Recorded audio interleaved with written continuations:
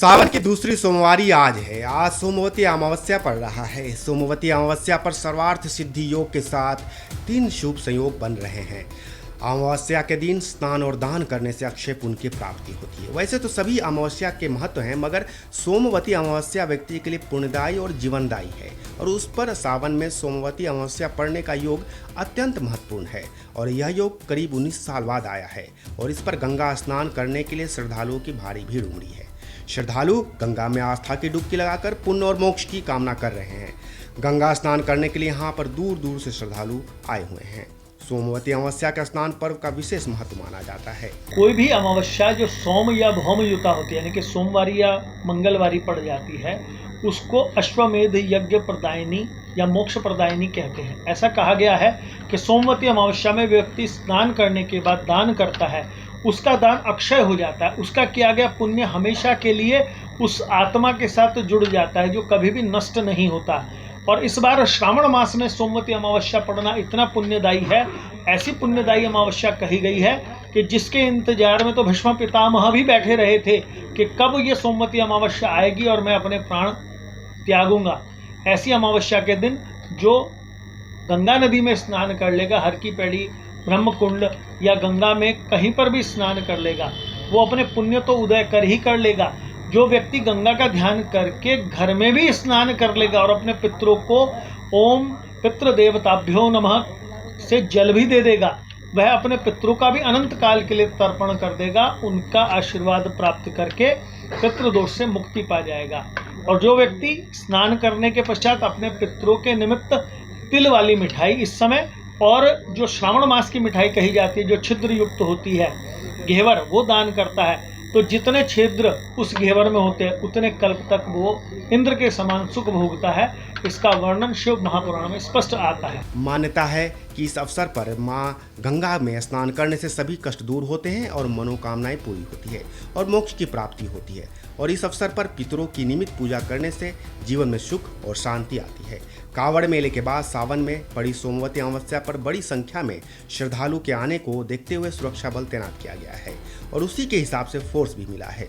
मेला क्षेत्र को 11 super zone, 21 zone और 69 सेक्टर में बांटकर अधिकारियों और सुरक्षा बलों को तैनात किया गया है। साथ ही पारामिलिट्री फोर्स भी तैनात की गई है और ट्रैफिक को लेकर भी प्रबंध किया गया है। सोमवती अमावस्या स्नान के लिए हमने पूरे जो हमारा मेला क्षेत्र है उसमें 11 सुपर जोन, जिसमें हमारे एडिशनल एसपी और एसपी रैंक के अधिकारी होंगे, साथ ही साथ 22 जोनों में उसको डिवाइड किया है। इसके साथ ही उनके सहायक के रूप में भी, सहायक जोन के रूप में भी 42 लोग इसमें साथ में दिन रात ड्यूटी करेंगे। और सेक्टर्स को भी हमने डिवाइड किया 69 सेक्टर्स में, जिसमें 24 सेक्टर्स में दिन रात की जो महत्वपूर्ण सेक्टर्स है, घाटों के और हमारे जो अपर रोड है, खड़खड़ी है, वहाँ पर करीब 24 जो है सेक्टर डबल लगाए गए हैं जो दिन रात के उसमें करेंगे। साथ ही साथ हमारे पास 11 कंपनी पीएससी, 7 कंपनी पैरामिलिट्री जो सिटी से लेकर देहात तक विभिन्न स्थानों पर लगाई गई है। ट्रैफिक का अलग अरेंजमेंट किया गया है। मान्यता है कि भगवान शिव को सोमवार का दिन सबसे ज्यादा प्रिय होता है, इसलिए इस दिन शिव की भक्ति और उनका जलाभिषेक करने पर शिव की अपार कृपा मिलती है।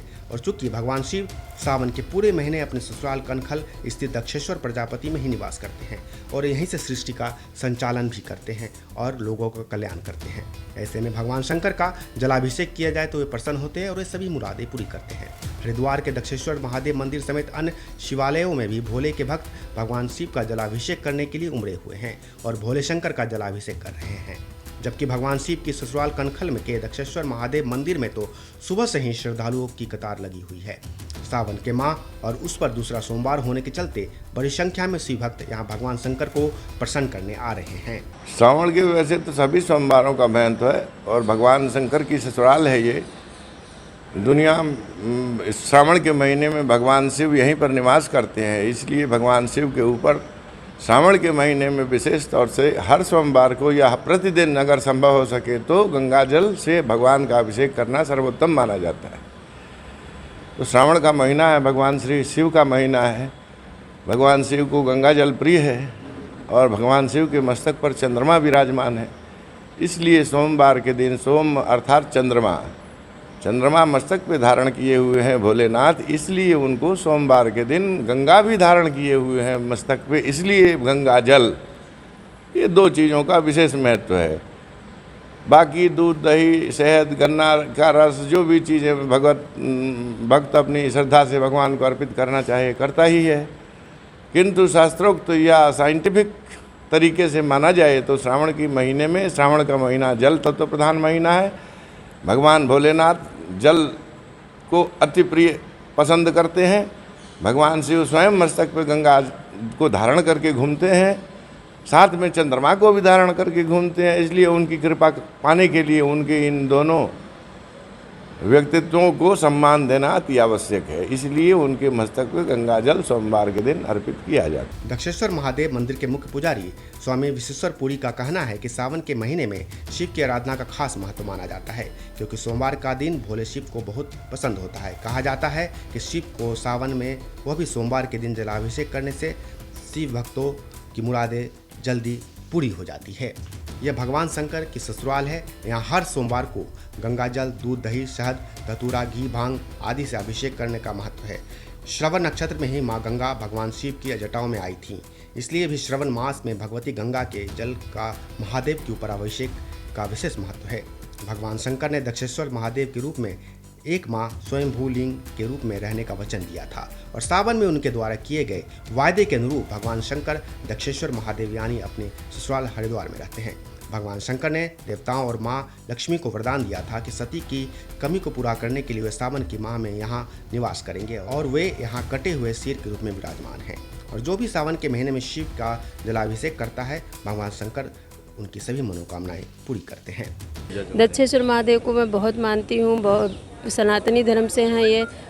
लोग बताते हैं कि ये पूरे सावन यहीं पे रहते हैं, इसलिए हम लोग आज 10-12 साल से हर सोमवार और हर दिन हम लोग ये दक्ष मंदिर पे आते हैं, भोलेनाथ का आशीर्वाद लेते हैं, मेरी सारी मनोकामना भोलेनाथ पूरा करते हैं। वहीं दूसरी तरफ आगरा में सावन के दूसरे सोमवार पर शुरू होने वाली ऐतिहासिक परिक्रमा में हजारों की संख्या में शिव भक्त भोलेनाथ के जयकारे लगाते हुए परिक्रमा पूर्ण करने के लिए निकले थे।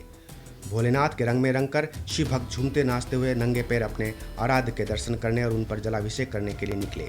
आगरा में कई सालों से करीब 40 किलोमीटर की ऐतिहासिक परिक्रमा सावन के दूसरे सोमवार से पहले पड़ने वाले रविवार को शुरू की जाती है।